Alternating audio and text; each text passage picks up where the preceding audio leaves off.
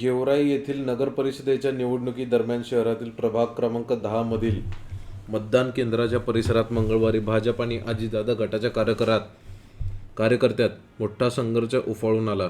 या वादाचे रूपांतर माजी आमदारांच्या निवासस्थानी हाणामारीत होऊन अखेर दोन्ही गटांचे नेते भिडले.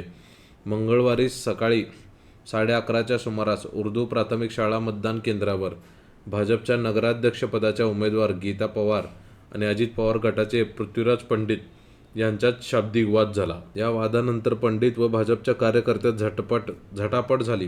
त्यानंतर भाजपच्या कार्यकर्त्यांनी माजी आमदार अमरसिंग पंडित यांच्या कृष्णाई निवासस्थानी जाऊन राडा केला. तिथे अमरसिंग पंडित यांचे स्वीय सहाय्यक अमृत डावकर यांना बेदम मारहाण करण्यात आली. त्यानंतर अजित पवार गटाच्या कार्यकर्त्यांनी माजी आमदार लक्ष्मण पवार यांच्या घरासमोर जाऊन राडा केला. तर नेमकं कुठं काय झालं ते बघूया. बीड शहरातील बालेपीर भागात दारुड्यांनी गोंधळ घातला, तसेच दगडफेकही केली. पोलिसांनी दोघांना ताब्यात घेतले. तसेच एका केंद्रात एक जण दारू पिऊन आला व गोंधळ करत होता, त्यालाही पोलिसांनी ताब्यात घेतले. हिंगोली नगरपालिका निवडणुकीत मंगळवारी मतदान केल्यानंतर घोषणाबाजी केल्याने शिंदे सेनेचे आमदार संतोष बांगर यांच्यावर गोपनीयतेचा भंग केल्याचा आरोप करण्यात आला आहे. या प्रकरणात दुपारी हिंगोली शहर पोलीस ठाण्यात आमदार बांगर यांच्याविरुद्ध गुन्हा दाखल झाला आहे.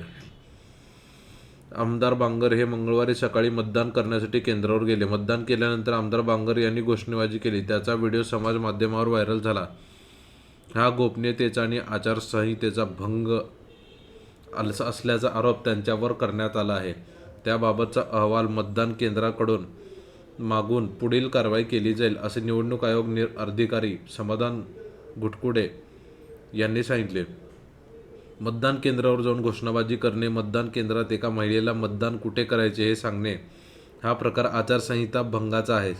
त्याविषयी आम्ही निवडणूक आयोगाकडे तक्रारही केली आहे, असे आमदार तानाजी मुटकुळे यांनी सांगितले.